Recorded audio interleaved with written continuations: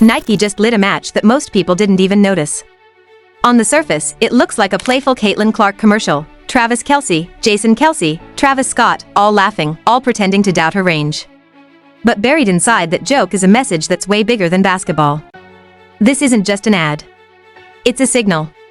A signal about where Caitlin Clark is headed and how far her ceiling actually goes. Because that much talked about 8-year, $28 million Nike deal? That was never the finish line. It was the entry point. What's coming in 2026 is something entirely different, a shift that could redefine athlete branding, women's basketball, and what superstar even means. Nike isn't betting on Clark as a player anymore. They're positioning her as a global icon, someone kids everywhere can look at and genuinely believe, if she can do it from anywhere, maybe I can too. And then came Caitlin's own response, a perfectly timed announcement right after the ad dropped that sent social media into meltdown. No long speech. No over-explanation. Just enough to confirm that this story is only getting started. The hype isn't manufactured anymore. It's organic, it's massive, and it's unavoidable. Caitlin Clark isn't just coming back to the court, she's stepping into a completely new era. Are you ready to see what happens next? Drop your thoughts in the comments, backhand index pointing down. Hey, Caitlin! Can you make it from there?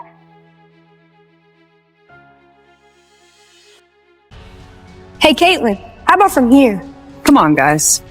Yeah, she can't make it from there. No chance. Caitlin, mamito, what? You got it. I'm not even gonna ask. Hey, Caitlin from here might be impressive. Am I right? Whatever, Che. From right here. From there! The boys wanna feed her, the child wanna feed her. From it. Driveway became her laboratory. No trainers, no cameras, no hype. Just repetition. Miss after miss after miss, followed by one perfect swish that told her to keep going. Neighbors remember the sound of the ball echoing long after sunset, long after most kids her age were asleep. That's the part people forget. Caitlin Clark didn't grow up believing she was special. She grew up believing she had to outwork everyone. Those shots from the logo didn't come from confidence. They came from thousands of lonely reps when no one was watching. When Nike executives talk about from anywhere, they aren't just talking about range on the court. They're talking about origin. A kid from Iowa. No prep school pipeline. No coastal spotlight. Just a driveway and a belief that geography shouldn't limit greatness. That's why this campaign hits different. Travis Kelce joking about her range isn't random. Travis Scott being skeptical isn't accidental. It's storytelling. It's the world underestimating her again, just like they always have. And the punchline is the same every time. She proves them wrong, and here's where it gets bigger than basketball. The real announcement wasn't just the contract. It was the timing. 2026 isn't about a shoe. It's about Caitlin Clark stepping into a new phase, global icon, cultural force, the face of what women's basketball can become when talent meets opportunity, that Iowa driveway. It wasn't the beginning of a career. It was the beginning of a movement, and this time, the whole world is watching. When Clark was growing up in Iowa, already running circles around the boys, her dad took her to see a WNBA game in Minnesota. She returned home hell-bent on adding distance to her jump shot. Like begging my dad to tear up some grass and pour more concrete so I could have an entire three-point line in my driveway. Did that really happen? You extended your range by dumping more concrete? Yeah, because it was kind of slanted. Our driveway was slanted, so I only had a three-point line on one side of the driveway. So I told my dad he had to tear up all this grass, and he did. Most coaches at that time didn't see what Caitlin could become. They focused on what she supposedly lacked. Too small to dominate, not fast enough to scare defenders, not explosive enough to survive at the top level of basketball. That doubt followed her from gym to gym. But here's where the story takes a turn. Every single time someone questioned her ceiling, Caitlin went straight back to that driveway and pushed the line even farther. Those cold, early morning workouts started producing something no one was prepared for. While her high school teammates drilled basic layups and free throws, Caitlin was casually pulling up from the parking lot, not as a gimmick, but over and over again. Shot after shot. Practice after practice. Teammates stood frozen, watching her knock down attempts that didn't make sense for someone her age, her size, her frame. When college scouts finally saw her live, disbelief spread through the gym. She wasn't just attempting deep shots, she was living out there. And the numbers backed it up. The efficiency was unreal. Coaches picked up the phone. Then other coaches did the same. Very quickly, the whispers turned into headlines about a girl from Iowa who could score from anywhere on the floor.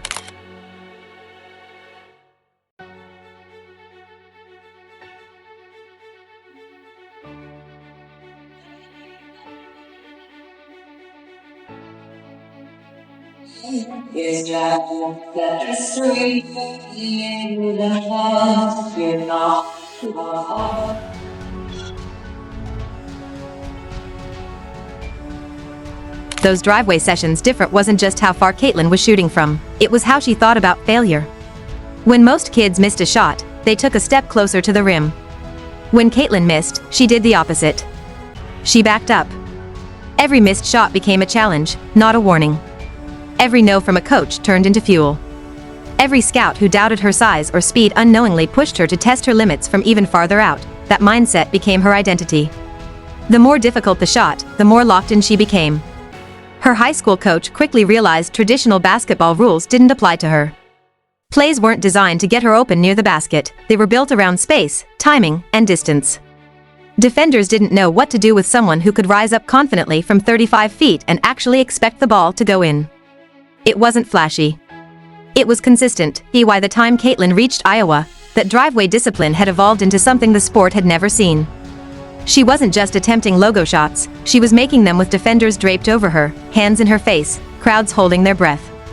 What started as a kid proving herself in the cold Midwest air became a weapon that forced the entire women's game to adjust. Coaches had to rethink defensive schemes. Players had to extend coverage to places the court was never meant to be guarded. Caitlin Clark didn't just expand her range, she expanded the game itself. All right, so you made 233 out of 300. This is kind of your routine. Yeah. How do you feel about 233? I think it's a good number. Threes were a little bit, I wouldn't say lower. I'll still take 63, but I want to be more so around 70 if I can. Yeah. 81 mid-range is really, really good. Usually around 75 there. And anytime I can get to around 90 out of 100 free throws, I like that number. I want to be above 90, but sometimes I'm not. But if I can be at 90, that's what I like to be at. So I'll take that number. And that payoff is closer than anyone realizes. Because what Nike is quietly positioning Caitlin Clark for in 2026 isn't just another contract extension or signature shoe. It's a cultural reset. Sources inside the marketing world say Nike isn't treating Clark like a traditional athlete endorsement. They're treating her like a long-term movement. The kind that transcends leagues, seasons, and even basketball itself. That's why this campaign didn't just feature WNBA stars. It featured NFL icons, global rappers, pop culture powerhouses. Nike is telling the world that Caitlin Clark doesn't belong in a box labeled women's basketball. She belongs in the same universe as the biggest names in sports, period. And when Clark broke her silence after the ad dropped, fans felt it immediately. Her message wasn't loud. It wasn't controversial. But it was powerful. She talked about gratitude. About growth. About staying true to the kid in the driveway. And that's what made it hit harder. Because while everyone else is debating contracts, leagues, and politics, Clark is still operating from the same mindset she had at 10 years old. Put the ball up. Trust the work. Let the shot speak. This is why the league can't afford to misunderstand her moment. Caitlin Clark isn't demanding attention. She's commanding it naturally. Every logo 3, every sold-out arena, every viral clip is proof that the game has already changed. The next generation is watching. Kids aren't asking if they should play basketball anymore. They're asking how far they can shoot. That's the real legacy forming in real time, and when 2026 arrives, when Nike fully unleashes what they've been building behind the scenes, it won't just be a campaign launch. It'll be a statement. That belief matters. That range has no limits. And that a kid from an Iowa driveway really can make it from anywhere. Hey, Caitlin, you're a pretty good basketball player, but you make it from here. Jason, show them how you make it rain from downtown. Can you hit it from here, Caitlin? Gotta make your free throws. From right here. Yep, holla! Bet you can't do that, Caitlin.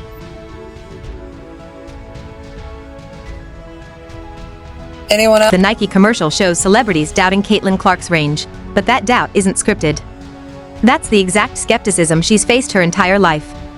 When you see Travis Scott, the Kelsey brothers, and Michael Che challenging her to hit impossible shots, you're watching a replay of every conversation Caitlin has heard since she was a teenager. Nike didn't invent this storyline. They documented it, because long before the cameras, the critics were already there. High school coaches said her game wouldn't translate. They claimed she relied too much on deep shots, that real defenses would shut her down. When she reached college, the noise only got louder. Analysts said Division I defenders would expose her. That the spacing would disappear. That the range wouldn't hold up. Then she dominated college basketball. So the goalposts moved again. WNBA voices insisted professional athletes would be different. Faster. Stronger. Smarter. They said her shooting from the logo would finally be neutralized. That the league would humble her, but the pattern never changed. Every level brought the same warning: wait until the defense gets better. And every level ended the same way, Caitlin proving them wrong. Those 40-point explosions at Iowa weren't flukes. The shots from the logo weren't reckless. They were deliberate answers to doubt. Every deep three was a response to someone saying she couldn't do it anymore. It's why the Nike ad works, because when Caitlin pulls up from absurd distance while everyone laughs in disbelief, it isn't marketing fiction. It's her entire career in 60 seconds. Doubt first. Silence later, and history repeating itself, from anywhere.